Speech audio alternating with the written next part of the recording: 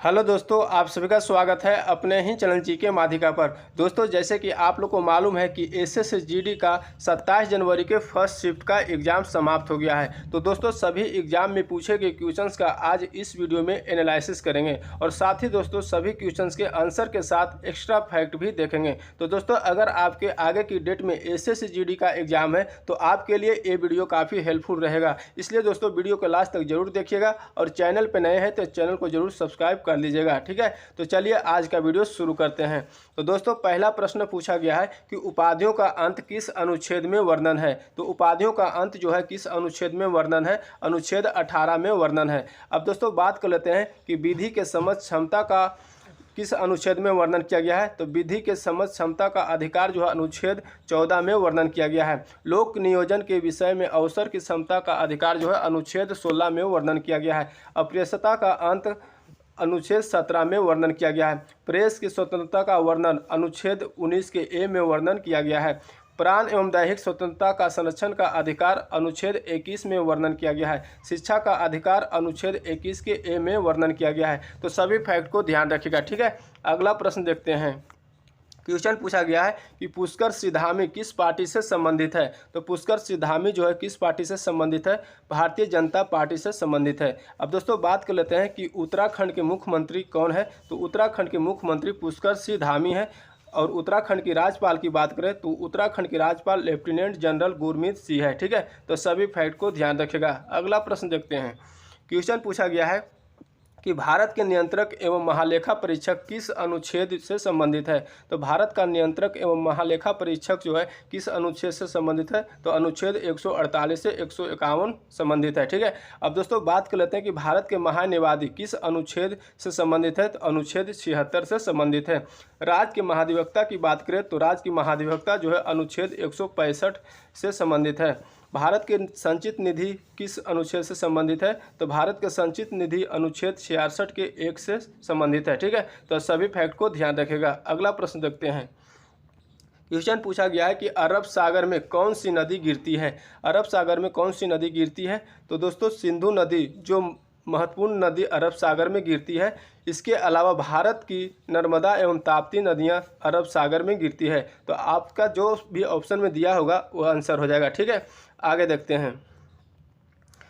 Question पूछा गया है कि कैच द रन अभियान कब शुरुआत किया गया है। तो कैच द रन जो है अभियान कब शुरू किया गया है। तो मार्च 2021 में शुरुआत किया गया है। अब दोस्तों बात कर लेते हैं कि कैच द रन यह जो अभियान का उद्घाटन नरेंद्र मोदी ने किया है। इस अभियान का उद्देश्य क्या है। तो इस अभियान का उद्देश्य है जल संरक्षण के लिए लोगों के सहयोग से जन जागरूकता अभियान चलाना है। ठीक है, तो सभी फैक्ट को ध्यान रखिएगा। अगला प्रश्न देखते हैं।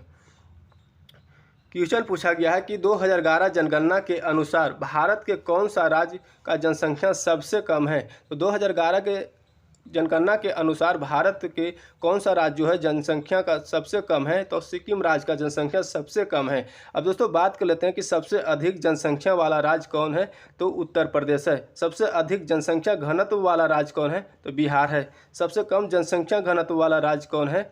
तो अरुणाचल प्रदेश है। सबसे कम जनसंख्या वाला केंद्र शासित प्रदेश कौन है। तो लक्षद्वीप है। सबसे अधिक जनसंख्या वाला केंद्र शासित प्रदेश कौन है। तो दिल्ली है। ठीक है, तो सभी फैक्ट को ध्यान रखिएगा। अगला प्रश्न देखते हैं। क्वेश्चन पूछा गया है कि सत्यार्थ प्रकाश पुस्तक के लेखक कौन है। तो सत्यार्थ प्रकाश पुस्तक के लेखक दयानंद सरस्वती है। ठीक है, आगे देखते हैं। दोस्तों क्वेश्चन पूछा गया कि वंदे भारत एक्सप्रेस नरेंद्र मोदी ने कहाँ उद्घाटन किया है। तो वंदे भारत एक्सप्रेस नरेंद्र मोदी ने पश्चिम बंगाल में उद्घाटन किया है। ठीक है, अब दोस्तों बात कर लेते हैं कि यह ट्रेन जो है पश्चिम बंगाल में हावड़ा से न्यू जलपाईगुड़ी के बीच चलेगी। ठीक है, तो याद रखिएगा कि कहाँ से कहाँ तक चलेगी। तो हावड़ा से न्यू जलपाईगुड़ी तक चलेगी। ठीक है, तो ध्यान रखिएगा। अगला प्रश्न देखते हैं। क्वेश्चन पूछा गया है कि 1936 में इंडियन हॉकी टीम के कप्तान कौन था। तो 1936 में इंडियन हॉकी टीम के कप्तान कौन था।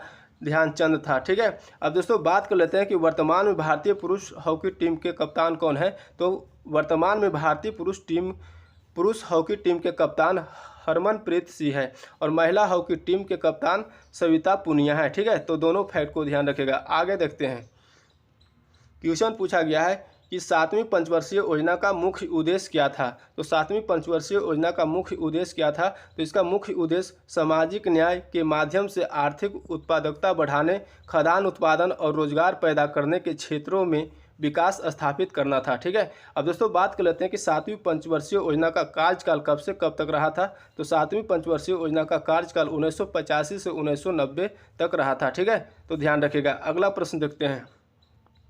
क्वेश्चन पूछा गया है कि राष्ट्रीय नृत्य शिरोमणि पुरस्कार 2022 किसे सम्मानित किया गया है। तो राष्ट्रीय नृत्य शिरोमणि पुरस्कार 2022 किसे सम्मानित किया गया है। तो कुचिपुड़ी नृत्यांगना अर्पणा सतीशन को दिया गया है। तो इसका सही आंसर हो जाएगा अर्पणा सतीशन। ठीक है, आगे देखते हैं।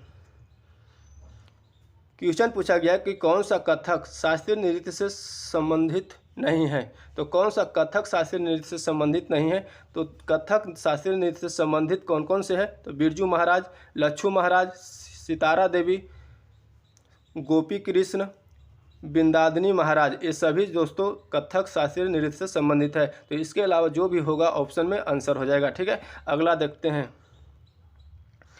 क्वेश्चन पूछा गया कि अनुराग का विलोम शब्द क्या होता है। तो अनुराग का विलोम शब्द होता है विराग। ठीक है, अगला प्रश्न देखते हैं।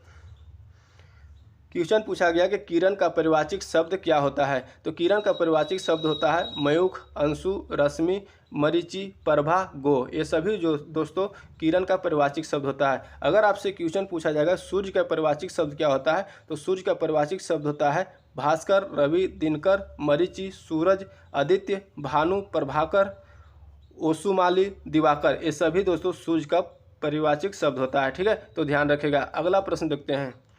क्वेश्चन पूछा गया है कि अक्ल की रोटी खाना मुहावरे का अर्थ क्या होता है। तो अक्ल की रोटी खाना मुहावरे का अर्थ होता है बुद्धिजीवी होना। ठीक है, अगला प्रश्न देखते हैं।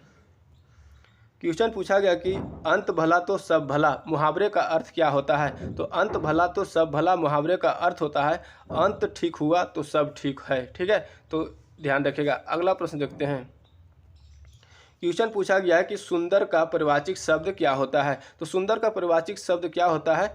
तो सुंदर का परिवाचिक शब्द होता है उत्कृष्ट, उत्तम, कलित, लालाम, मंजूल, रुचिर, चारु, मनोहर, सुहावना, चिताकर्षक। ये सभी दोस्तों सुंदर का परिवाचिक शब्द है। ठीक है।